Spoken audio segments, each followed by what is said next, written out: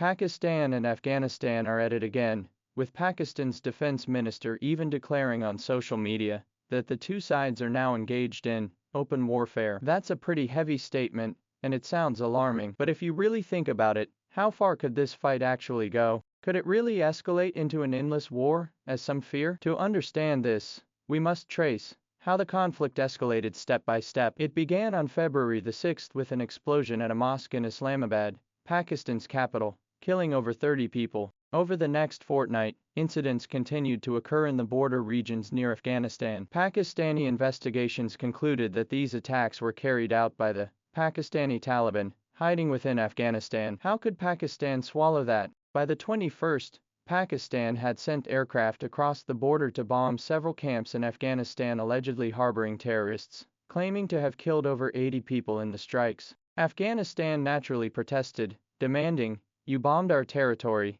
killing women and children. What kind of nonsense is this?" This is blatant bullying. Border forces on both sides began trading artillery fire. By the night of the 26th, tensions escalated dramatically. Afghanistan announced it had destroyed 15 Pakistani outposts and killed 55 soldiers. While such claims often involve exaggeration during wartime, it was clear Afghanistan had reached its breaking point. Pakistan couldn't stand for that. Before dawn on the 27th, they sent planes to bomb Afghanistan's capital Kabul and several provinces around Kandahar. Reporters in Kabul described explosions overhead, witnessing airstrikes on an unprecedented scale. This instantly escalated the conflict from minor border skirmishes to direct attacks on the capital. This tit-for-tat exchange has cemented the two sides in a full-blown standoff. But if you ask whether this war will drag on until one side is crushed, the answer is probably no. Consider Afghanistan's situation first. Despite their fierce rhetoric about launching massive retaliation against Pakistan, the reality is they simply can't sustain such a fight. After years of war, Afghanistan is destitute. The Taliban, having just seized power, is struggling to feed its people. Where would it find the funds for a major conflict with Pakistan? Pakistan, on the other hand, has both the money and the aircraft. If it came to war, Afghanistan, lacking a proper air force, would essentially be defenseless against airstrikes. Experts note that Pakistani aircraft operate over Afghanistan like they're flying in their own backyard. No one can stop them. At best, Afghanistan can send small armed units to infiltrate and launch hit-and-run attacks or orchestrate suicide bombings. While these tactics are certainly nasty, they won't alter the broader situation. Now consider Pakistan. They appear tough, with their defense minister even declaring an open war, but they're also calculating the costs, specifically the burden of fighting on two fronts. To Pakistan's east lurks its arch-rival, India. These two nations have been locked in conflict for decades,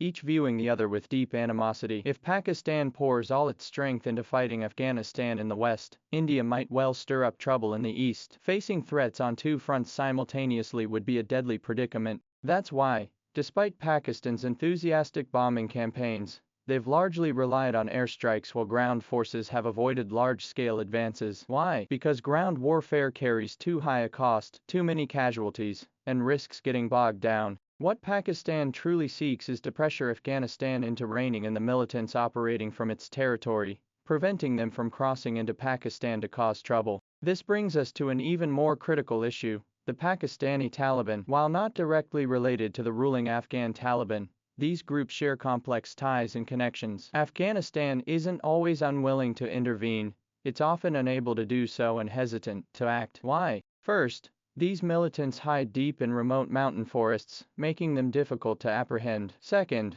there's the fear that pushing them too hard could drive them into the arms of even more ruthless groups like the Islamic State. Consequently, the more Pakistan presses, the more Afghanistan feigns ignorance. Pakistan accuses Afghanistan of secretly supporting terrorists, while Afghanistan claims Pakistan uses counterterrorism as an excuse to bully its neighbor. Neither side trusts the other. Beyond this, another issue infuriates Pakistan. India and Afghanistan have recently grown closer. India has long sought to insert itself in Afghanistan, both to counterbalance Pakistan and to open routes to Iran and Central Asia. Seeing this, Pakistan grows even more uneasy. "Oh, so you two are teaming up against me." This is why Pakistan's defense minister made such harsh remarks, calling Afghanistan a colony of India. While exaggerated, These words reveal Pakistan's anxiety at being caught between two powerful neighbors. Adding fuel to the fire is the refugee crisis. Pakistan has hosted a large number of Afghan refugees over the years. It's reported that last year alone,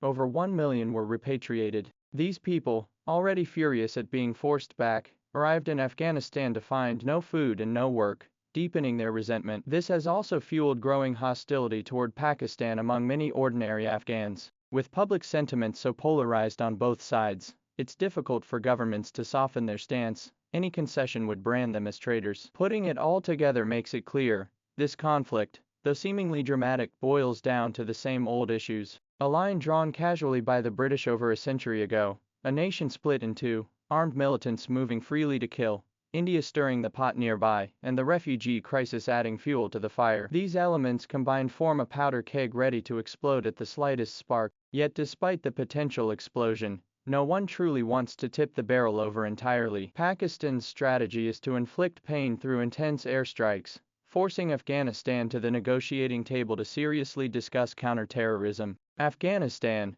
while putting up a tough front, knows deep down that continued bombing, with daily air raid sirens in the capital, makes life unbearable for civilians and undermines the stability of its own government. It's said that after Kabul was bombed, Afghanistan privately sought a ceasefire, but Pakistan refused, vowing to keep bombing until its objectives were met. It's like a fight where one side pins the other to the ground, demanding, "Do you surrender?" The other might still talk tough, but inside, they're already thinking of how to save face. Last October, the two sides clashed again, and it was only after Turkey and Qatar stepped in to mediate that things quieted down for a while. This time, the fighting is even fiercer, and it's likely that someone will have to step in to mediate again. The United Nations has already spoken, urging both sides to calm down. Countries like China, Saudi Arabia, Iran, and Qatar have also expressed their willingness to help mediate. After all, continued chaos in this region benefits no one. The pipelines and power lines stretching from Central Asia to South Asia